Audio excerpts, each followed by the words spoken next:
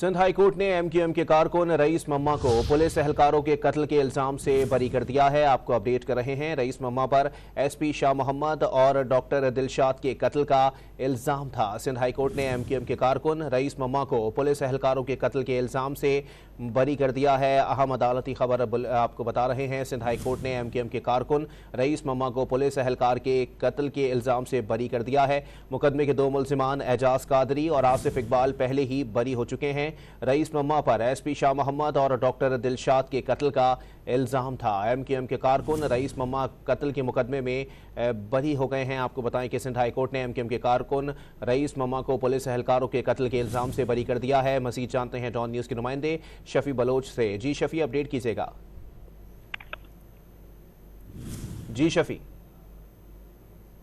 जी, Sindh high court में जो है वो दरख्वास्त के समाप्त के मौके पर जो है वो रईस मम्मा के खिलाफ जो है वो इल्जाम के हवाले से अदालत ने रिमार्क्स दिए कि इस्तगासा की जानिब से केस को जो है वो कमजोर किया गया था। रईस मम्मा पर जो है वो एसपी शाह मोहम्मद और डॉक्टर दिलशाद के कत्ल का इल्जाम था और इस मुकदमे के बाद जो है वो 2 मुल्जिमान एजाज कादरी और आसिफ इकबाल जो है वो पहले ही अदम शवाहिद पर जो है वो मुकदमे से बरी हो चुके हैं और मुल्जिमान पर इल्जाम है कि उन्होंने 28 मई 2012 को कोरंगी में जो है वो फायरिंग करके जो है वो 3 अफराद को जख्मी और हलाक किया था और फायरिंग के नतीजे में क्लिनिक से निकलने वाले जो है वो एसपी और डॉक्टर जो है वो जाबाज हो गए थे। जी, बहुत शुक्रिया शफी बलोच अपडेट करने के लिए।